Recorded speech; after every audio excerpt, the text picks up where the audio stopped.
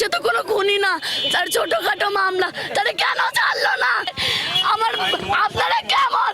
সে তো খুনি না, সে তো খুনি না, তারপরে এইভাবে জেলে কেন আটকে রাখছে তারে? তার স্ত্রী কষ্ট সহ্য করতে না পারে। আমার বোন, আমার একটা বোন, আমার একটা ভাগ্নে আত্মহত্যা করছে, কত কষ্ট নিয়ে মরছে। রাজনীতির কি এই পরে নাম হলো?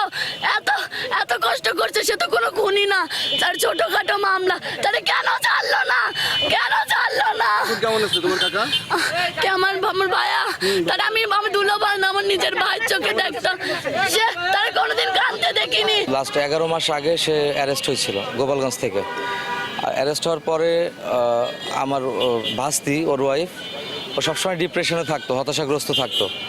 কারণ ওরা চাইতো যে জামিন হোক, বা ওরা চেষ্টা করতো জামিনের জন্য, কিন্তু কোনোভাবেই জামিন হইতো না। ও অনেকটা ডিপ্রেশন এবং হতাশাগ্রস্ত ছিল, যার কারণে তো সে গতকালকে দুপুরে আমরা তার লাশ ঝুলন্ত অবস্থায় পাই ফ্যানের সাথে, এবং তার বাচ্চা পানির মধ্যে চুবানো অবস্থায় ছিল।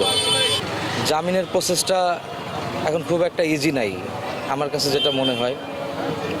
এটা হয়তো সরকার দেখবে বা প্রশাসন দেখবে কিভাবে কি করা যায়। কালকে আমরা আবেদন করছিলাম, তো আমাদেরকে কোনোভাবে আর কি ফেরোলে বাইকে মুক্তি দেওয়া হয়নি। তারা বলছে যে এখানে নিয়ে আসতে হবে, এবং আমরাও কিছু সংখ্যক লোক আসছিলাম, আমরা তার ভাই, যে তার সাথে দেখা করব, যে তার এই যে ক্লান্তি লগ্নে তার ফ্যামিলিটাই নাই। তো আমাদের দেখলে হয়তো বা একটু ভালো লাগবে, কিন্তু কিছু সংখ্যক 3 থেকে 4 জন লিমিট লোক নেওয়া হয়েছে। এত এত কষ্ট করছে, সে তো কোনো খুনি না, তার ছোটখাটো মামলা, তাহলে কেন ছাড়লো না? কেন ছাড়লো না? কেমন আছে তোমার কাকা? কে আমার ভাইয়া, তার আমি দুলোবার না, আমার নিজের ভাইয়ের চোখে দেখতাম, সে তার কোনোদিন কাঁদতে দেখিনি। লাস্ট 11 মাস আগে সে অ্যারেস্ট হয়েছিল গোপালগঞ্জ থেকে। অ্যারেস্ট হওয়ার পরে আমার ভাস্তি, ওর ওয়াইফ, ও সবসময় ডিপ্রেশনে থাকতো, হতাশাগ্রস্ত থাকতো। কারণ ওরা চাইতো যে জামিন হোক, বা ওরা চেষ্টা করতো জামিনের জন্য, কিন্তু কোনোভাবেই জামিন হইতো না। ও অনেকটা ডিপ্রেশন এবং হতাশাগ্রস্ত ছিল, যার কারণে তো সে গতকালকে দুপুরে আমরা তার লাশ ঝুলন্ত অবস্থায় পাই ফ্যানের সাথে, এবং তার বাচ্চা পানির মধ্যে চুবানো অবস্থায় ছিল। জামিনের প্রসেসটা এখন খুব একটা ইজি নাই আমার কাছে, যেটা মনে হয়। এটা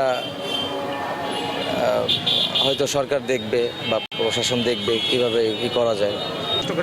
কালকে আমরা আবেদন করছিলাম, তো আমাদেরকে কোনোভাবে আর কি ফেরোলে বাইকে মুক্তি দেওয়া হয়নি। তারা বলছে যে এখানে নিয়ে আসতে হবে, এবং আমরাও কিছু সংখ্যক লোক আসছিলাম, আমরা তার ভাই, যে তার সাথে দেখা করব, যে তার এই যে ক্লান্তি লগ্নে তার ফ্যামিলিটাই নাই। তো আমাদের দেখলে হয়তো বা একটু ভালো লাগবে, কিন্তু কিছু সংখ্যক 3 থেকে 4 জন লিমিট লোক নেওয়া হয়েছে।